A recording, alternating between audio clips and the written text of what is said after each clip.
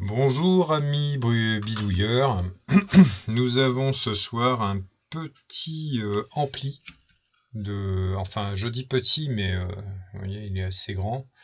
C'est un ampli Bose qui vient d'une voiture et qui a subi une inondation.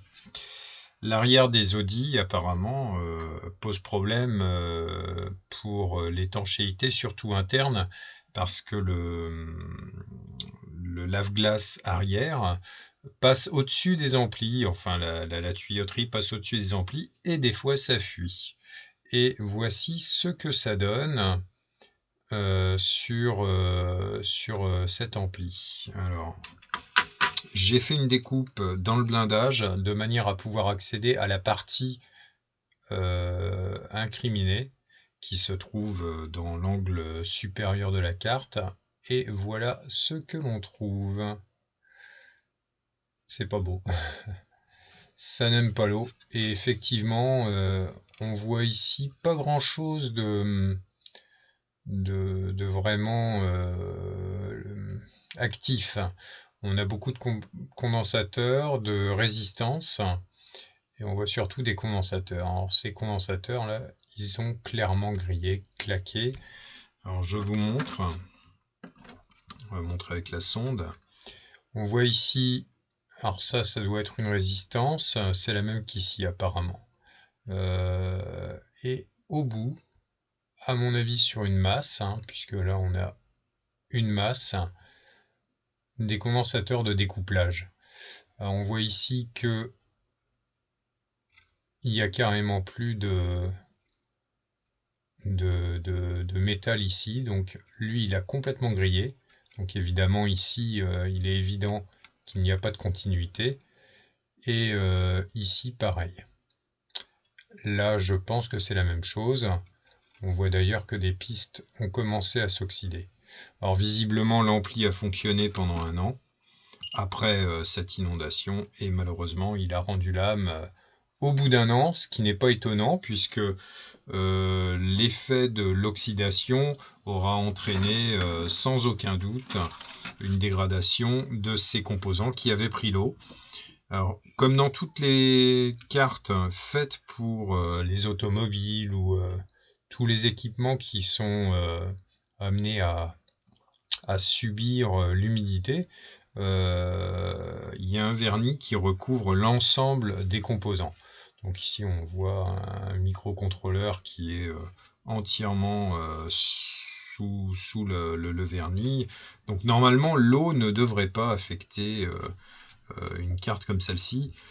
Cependant, il est évident que là, il y a eu du fait de l'oxydation et de la chaleur certainement, une dégradation du vernis qui a entraîné des faux contacts. Donc je vais commencer par nettoyer de manière à voir précisément quels sont les composants les plus endommagés en enlevant le maximum d'oxyde. Et éventuellement ça permet de voir si une piste est coupée. Ce qui peut arriver dans le cas de l'oxydation et surtout des courts-circuits puisque on peut voir là par exemple, j'ai l'impression qu'il y a une piste qui est pas mal abîmée au niveau ici du point traversant, vous voyez. Donc je pense que là la piste a dû être coupée entre cette résistance, ça doit être une résistance de 100 ohms, 10 plus 1, et on voit de l'oxydation là, et ce condensateur de découplage.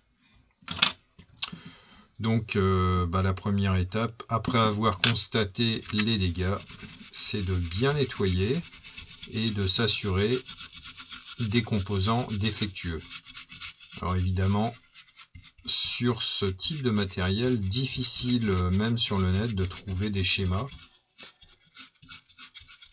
Et donc il va falloir se débrouiller pour trouver évidemment la continuité des pistes et la valeur des composants.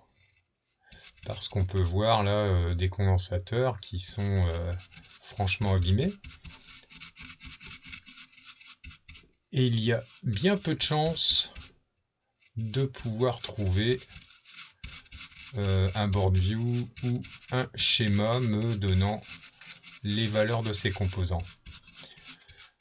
Alors on va travailler de manière empirique, à savoir que là on se retrouve devant un schéma qui semble répétitif. On se retrouve avec des terminaisons visiblement, avec des résistances de 100 ohms et qui vont en série sur la masse. Donc on peut en déduire que les composants qui ont brûlé en bout de chaîne ici devraient avoir les mêmes valeurs que les condensateurs d'à côté. Donc on pourra mesurer un de ces condensateurs pour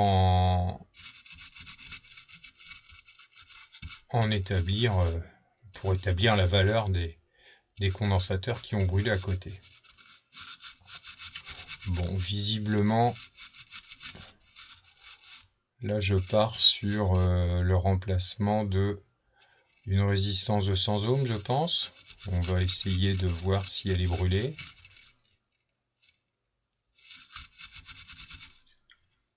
Un condensateur ici qui est bien brun, un qui est abîmé ici, un là qui n'a même plus le contact avec la résistance qui est derrière, probablement celui-ci. Donc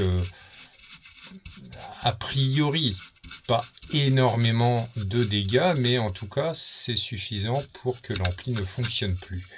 Donc ce qui se passe, c'est qu'il n'est même plus détecté par le système de la voiture, hein, le système embarqué, et il fait même planter l'ensemble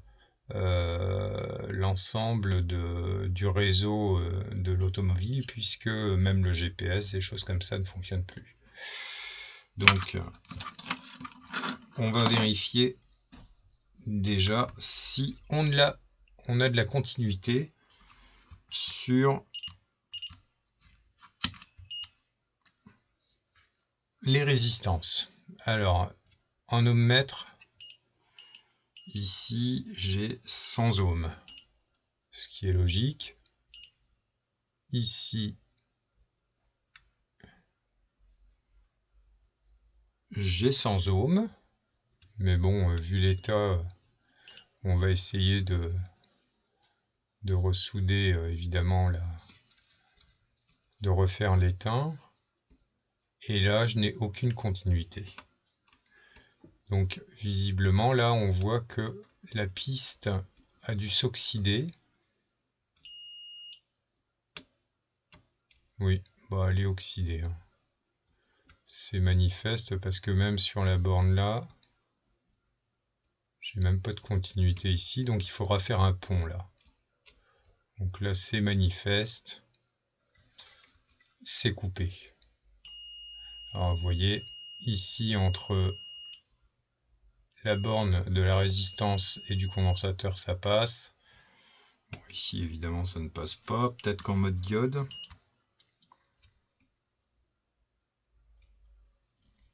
Oui, en mode diode, j'ai une capacité, donc ça monte. Ce qui veut dire qu'entre ce point-là et ici, il y a un contact. La diode ici, le condensateur semble bon. Entre ici et là, on va remettre le petit bip, comme ça vous entendrez. J'ai une continuité. Et là, par rapport au condensateur, je n'ai absolument rien, aucune capacitance. En mode diode. Alors en mode diode, j'ai une résistance. Donc là, manifestement, celui-ci, il est mort. Ici, nada. Alors je vais quand même contrôler. Voilà, alors la résistance est faible sur ces résistances-ci. Ce sont probablement des filtres. Oui, ce ne sont pas des condensateurs. J'ai un ohm, donc je pense plutôt à des filtres. J'ai un ohm et ici un ohm. Voilà, donc là, a priori, ça serait pas mal. Il faut peut-être reprendre les soudures. Par contre, là, vous voyez, on ne voit même plus. Là, le substrat s'est cassé et la pâte du condensateur a carrément disparu. Donc, on peut dire que là, il y a nada. Donc, effectivement, j'ai ces deux condensateurs. Celui-ci avec la piste qui est coupée là, entièrement à refaire. Donc on a déjà 3 contacts qui ne se font pas. Ici, le courant passe, il n'y a pas de problème. Ici même sur la borne du condensateur. Et je me mets en mode diode. On devrait avoir une capacité qui bouge. Ce qui est le cas, ça charge le... C'est pas si franc, mais je pense que celui-là serait à remplacer aussi. Mais voilà, donc on va quand même tester ici. Là, j'ai par exemple un condensateur qui se charge et donc la tension qui s'élève à ces bornes en mode diode, ce qui indique que lui fonctionne. Lui, c'est pareil. Lui, c'est pareil. Bon, alors celui-là, il est douteux. Ouais, il sature tout de suite, donc il est naze. Celui-là, il est mort. Celui-là, il est brûlé. Celui-là, il est carbonisé. Alors ici, qu'est-ce que j'ai? J'avais donc une résistance. Ici, on a une diode que je teste illico. Donc on est dans le sens passant, ça passe. Et dans l'autre sens aussi, c'est bizarre. Alors, probablement une diode qui a brûlé ici. D'ailleurs, on voit que l'oxydation est venue jusque là. D'ailleurs, vous voyez, on voit que le vernis s'en va. Donc les dégâts sont assez importants. Bien. Alors pour le fun, on va commencer par refaire quelques soudures. Alors je pense que je vais supprimer d'ailleurs les condensateurs.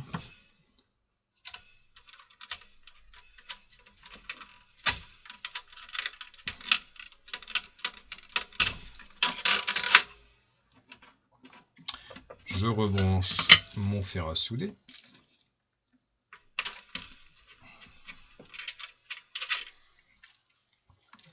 Donc la difficulté sur ce genre de dépannage, évidemment, c'est de réussir, tant qu'on peut, à comprendre ce à quoi on a affaire. Et je dois vous avouer que je ne sais pas à quoi servent ici les différentes valeurs qui sont connectées à une masse. Ce que je vais contrôler d'ailleurs, puisque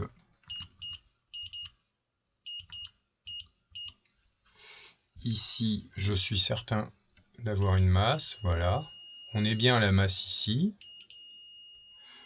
Pareil. Oui, donc on est justement face à des condensateurs de découplage. Là, rien. Oh là là, il y a quand même eu du dégât. Alors, sans schéma, incapable de vous dire à quoi servent ces composants. Ils ont brûlé, ça c'est évident. Ceci dit, ici on a le connecteur d'un ventilateur.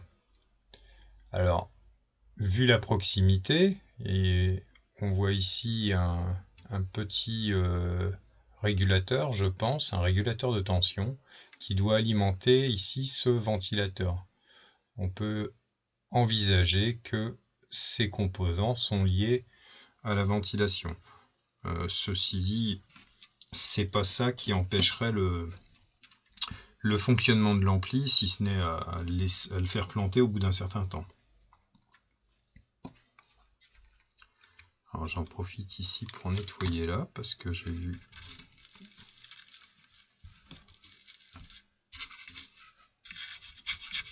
que c'était pas net du tout.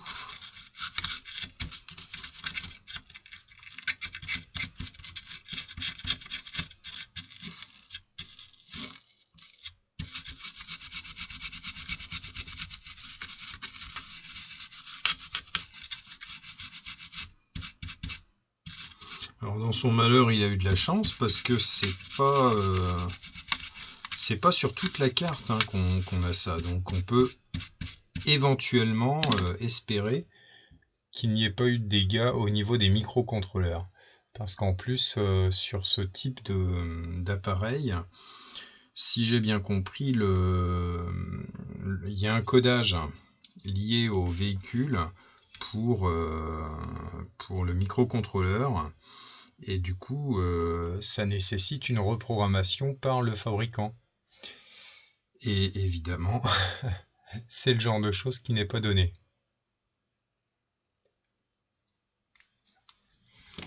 Alors, je vais commencer par quelques soudures pour voir ce que ça donne. En espérant qu'on ne soit pas embêté par le vernis.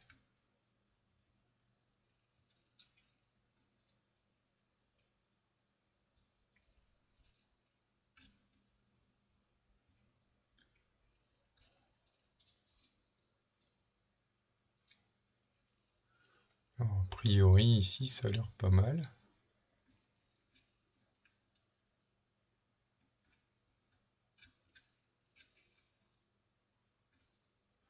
Alors, celui-là, il va s'en aller tout seul comme un grand. Vu que la moitié est partie. Ah, c'est même pas évident, disons.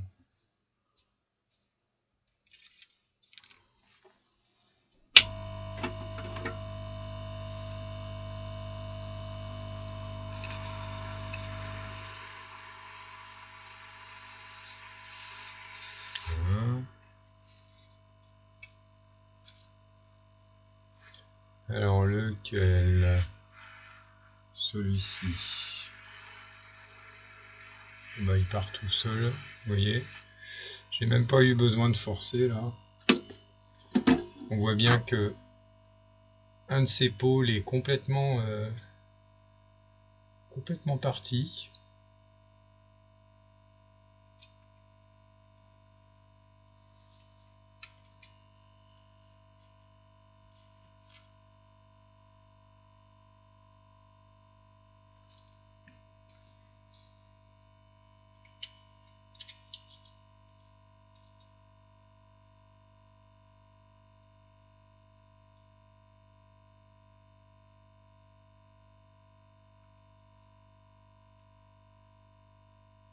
Là on voit très nettement que j'ai la piste qui a brûlé. On voit très nettement là. Vous voyez, entre la résistance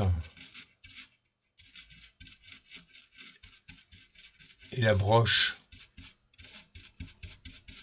de ce condensateur, je vais vous montrer avec ça, qu'il n'y a même plus de cuivre là.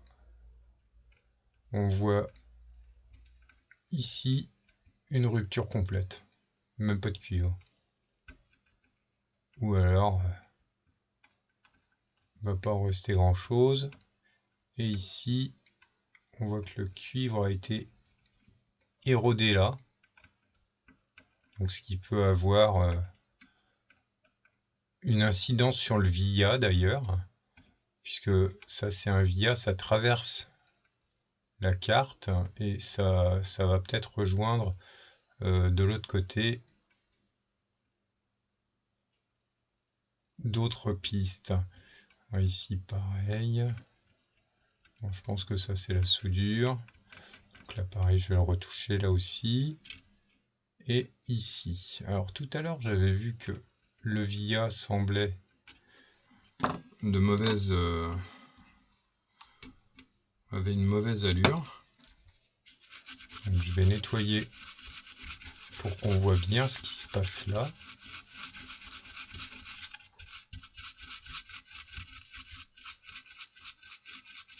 Ouais, j'ai bien l'impression d'avoir bien vu et d'avoir raison. Savoir que là, pour moi, il y a une coupure franche. Donc on va voir si entre ici et là, on a de la continuité et on n'a rien, on n'entend pas de bip bip. Voilà.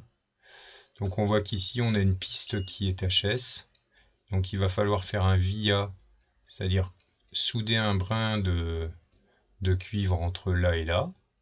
Peut-être même d'ailleurs faire traverser ici dans ce via un brin de fil, de manière à ce que de l'autre côté, il y ait une continuité entre ces deux dipôles. Ici, je m'assure d'avoir du contact. Ici, c'est bon. On voit ici qu'il y a un petit peu de cuivre, mais je suis pas sûr. Et voilà, il y a là encore une coupure. Voilà. Entre ici et là, c'est bon. Et après, ça me semble plus propre. Donc le plus gros des dégâts se situe entre là et là, entre là et là. Ici, pour moi, c'est un condensateur à remplacer, éventuellement là. Moi, j'ai pas beaucoup de... Ça ne s'agite pas beaucoup quand je me connecte. Voilà. Donc j'ai en gros réussi à détecter, à trouver, à localiser les plus gros dommages de cette carte. Donc je vais prendre mon petit appareil magique. Alors ça c'est un appareil que j'aime beaucoup parce qu'il me permet de mesurer, même in situ, la valeur des composants. Normalement je devrais pouvoir voir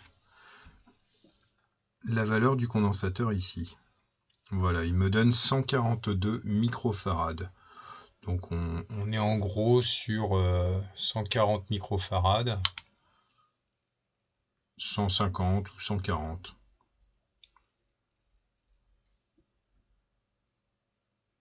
Bon, là il me mesure une diode, mais c'est pas grave.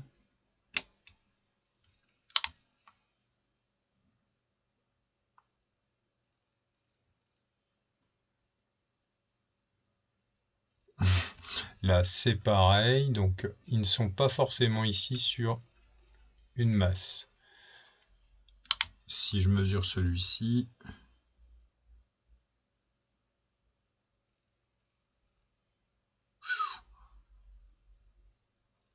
il a du mal.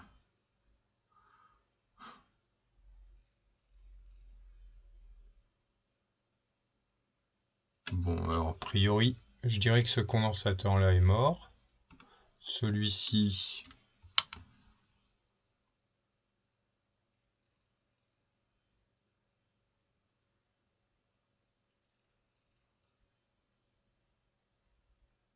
aussi.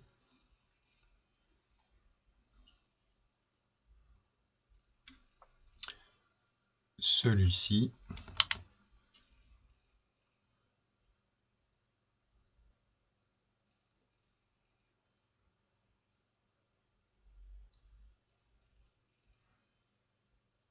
« 147 microfarad. Donc je pense qu'on a des diodes, oh là là, des capacités, des condensateurs, de 150 microfarad à peu près. Il n'y a que celui-ci que je n'ai pas mesuré. Je ne pouvais pas puisque les pattes étaient HS. Il faudrait que je trouve une valeur similaire, enfin en tout cas une taille similaire. Et il y en a un qui est ici. Celui-ci avait à peu près la même taille. Ce serait pas mal qu'il me donne une capacité.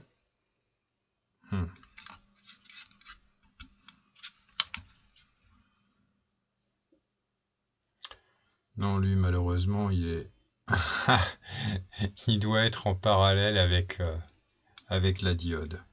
Donc je vais avoir du mal à le mesurer. Bon, bah pifomètre, hein.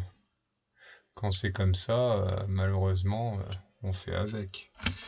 C'est parce que j'aime bien mesurer ce qu'il y a autour. Une double diode. Donc je dois avoir une diode dans un sens et une dans l'autre, en parallèle. Ça serait bien de trouver un condensateur qui ressemble à celui que j'ai retiré tout à l'heure, mais je l'en vois pas. Peut-être là. Voilà, ceux-là ils sont pas mal. J'aimerais bien pouvoir mesurer une capacité, parce qu'en général, voilà, 47 microfarad.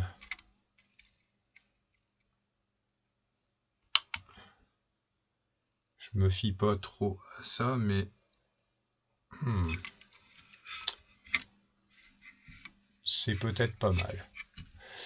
Donc bah voilà, ce que je vais faire, c'est que ici, je vais refaire mes pistes qui sont complètement grillées, mettre un via, c'est-à-dire je vais faire un petit trou avec la mèche la plus fine que je puisse trouver, de manière à traverser ce via, faire un pont entre ces trois points, ici faire un point, ici faire un point, et logiquement, je devrais retrouver déjà la connectivité entre les différentes pistes qui sont là, celles qui ne sont plus établies là, et la masse qui se trouve ici. Donc ce sera déjà un bon travail de fait. Je fais ça, je vous retrouve après.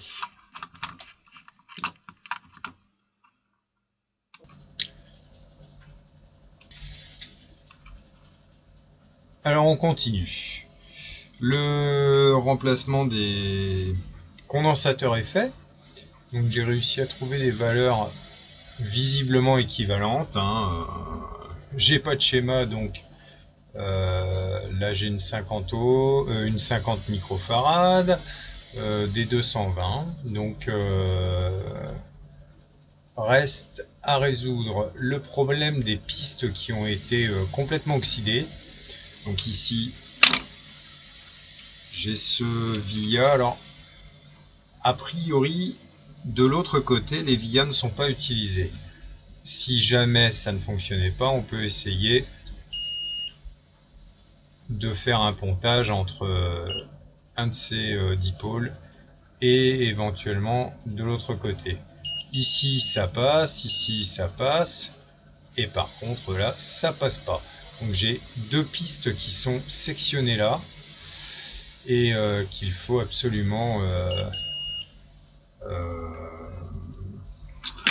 refaire.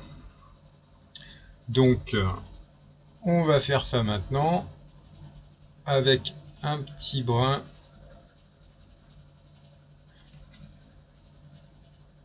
de fil.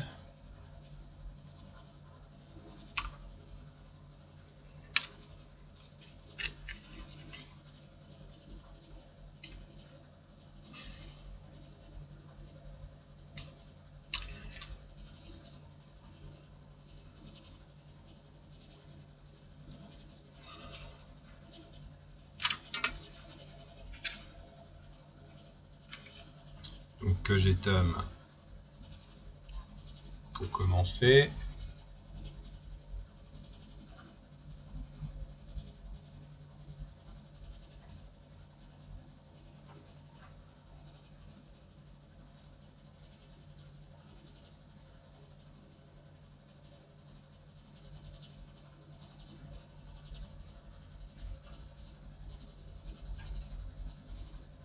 On va éviter de souder les doigts.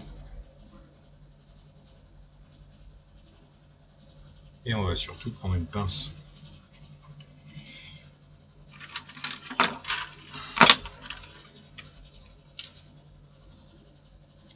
Alors comme j'ai beaucoup travaillé aujourd'hui, je suis un petit peu fatigué.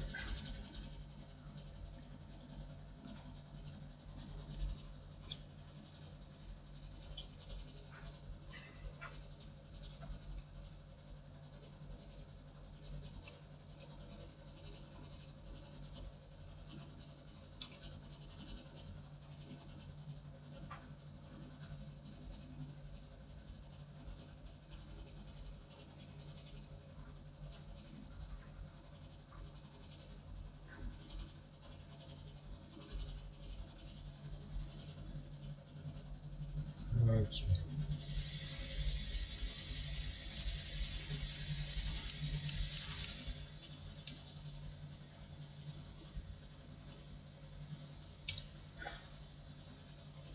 On est ici.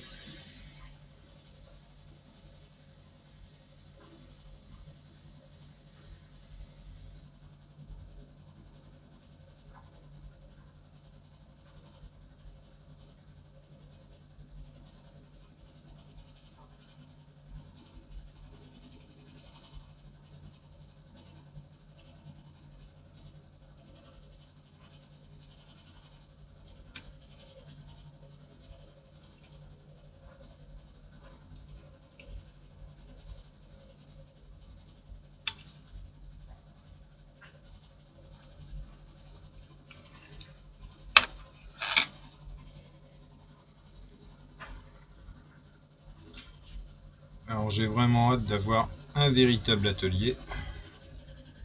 Parce que je suis un peu à l'étroit.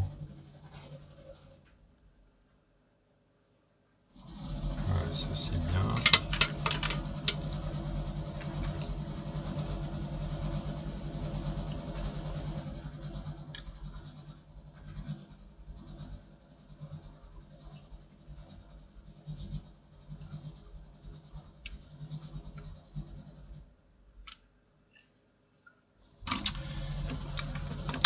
Alors donc,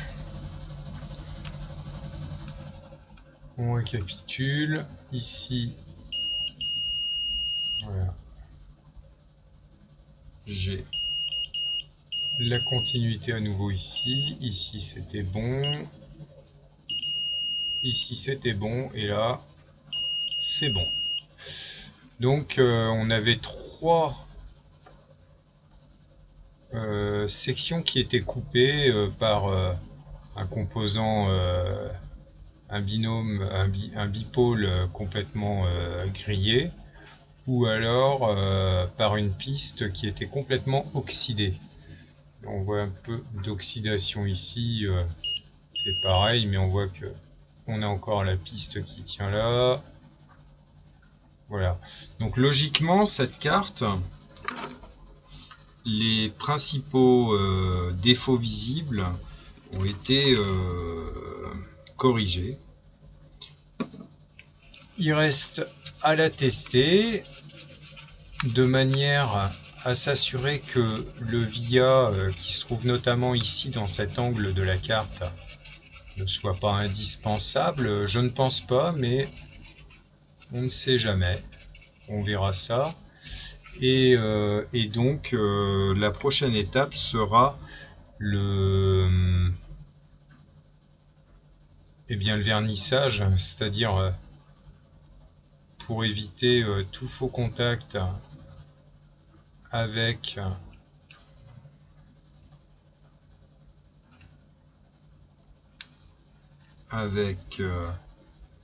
tiens, j'ai cassé ma piste.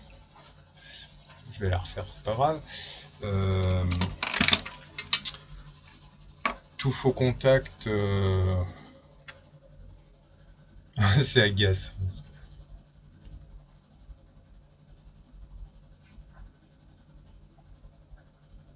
Voilà.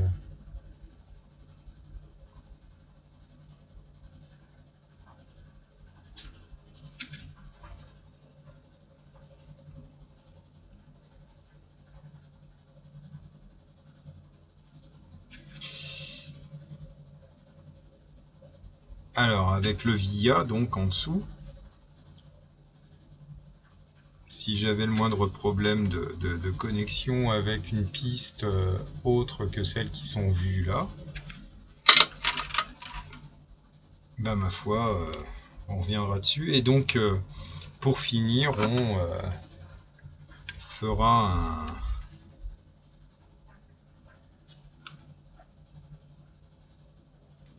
Ouais, je suis bon pour ressouder un fil. Donc, je vais ressouder un fil. Donc, on fera un pont avec l'autre côté de la carte. En général, c'est comme ça qu'on progresse. Et évidemment, donc quand je disais un vernissage, c'est remettre un vernis isolant de manière à éviter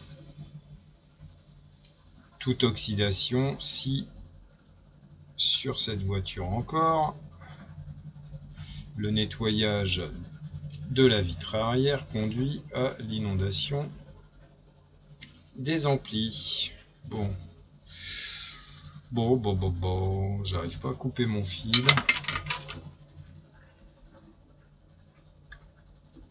Vivement les vacances, hein.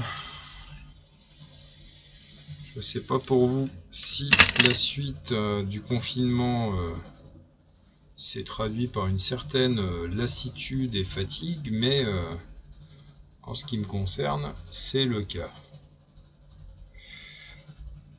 Vivement le retour à la vraie normalité.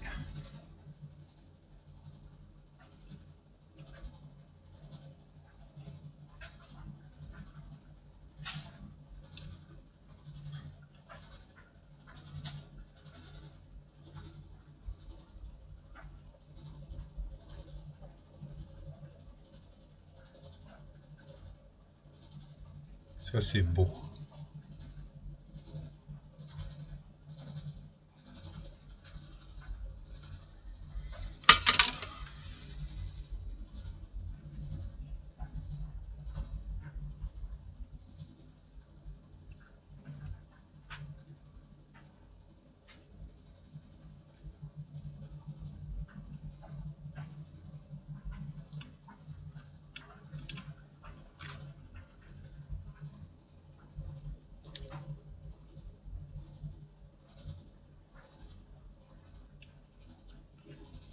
Ouais, une soudure qui risque pas de lâcher et dont la continuité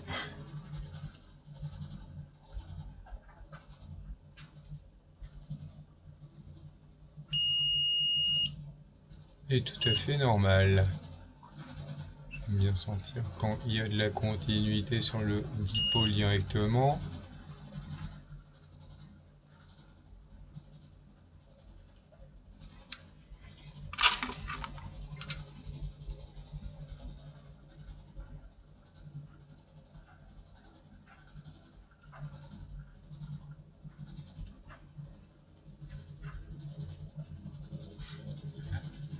Ah.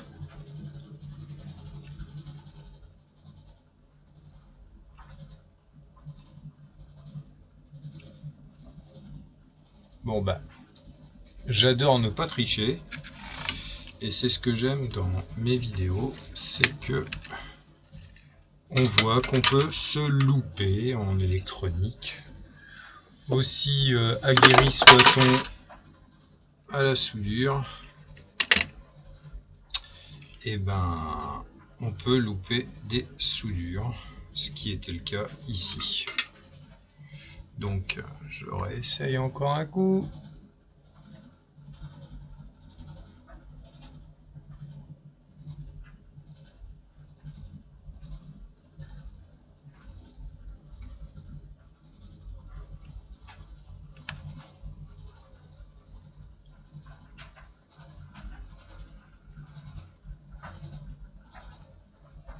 1.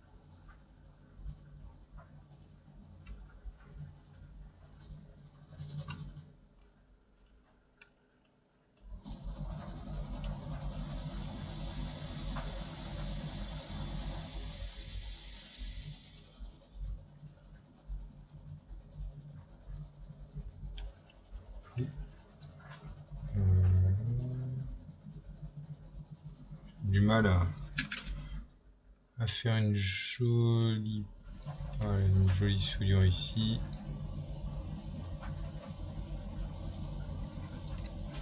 Dû à l'oxydation. Voilà, ça c'est mieux. On voit que ça a pris. Et pour les narquois, dites-vous que on est sur du CMS, donc on travaille sur des composants qui font 1 mm et c'est pas toujours facile.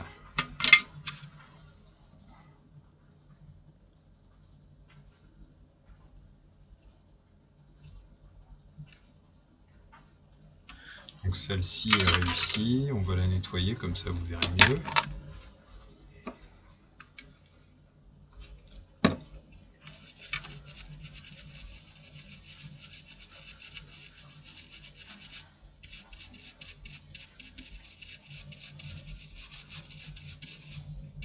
Alors on voit effectivement le brin soudé entre le condensateur et la résistance. On va enlever le surplus de flux comme ça à la pince. Voilà.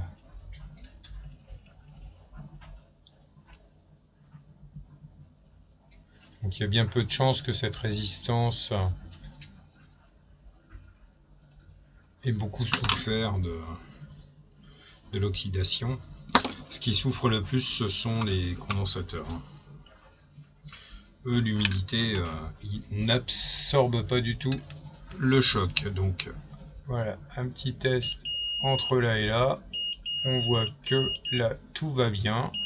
Tout va bien.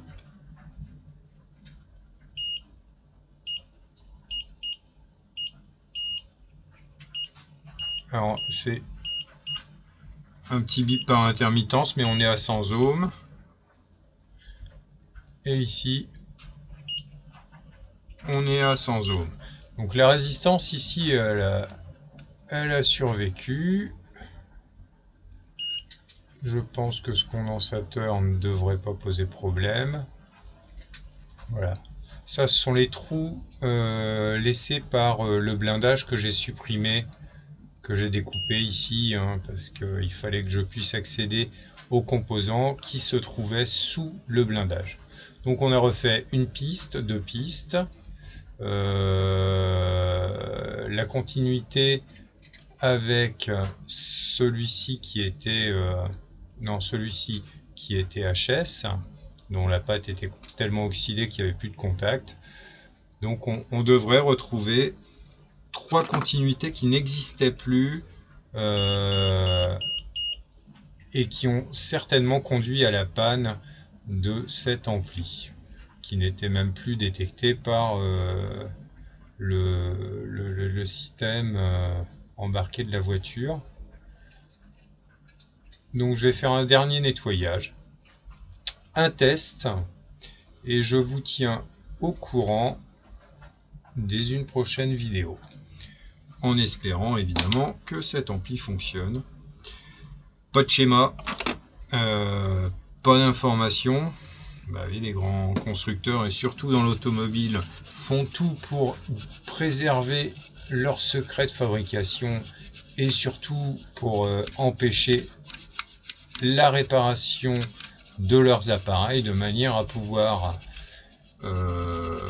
facturer 1500 € pour un ampli comme celui-ci, puisque c'est le tarif d'après la personne qui me l'a confié.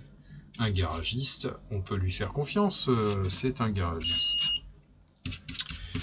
Donc voilà, si tout s'est bien passé, si j'ai bien travaillé, on a un ampli d'Audi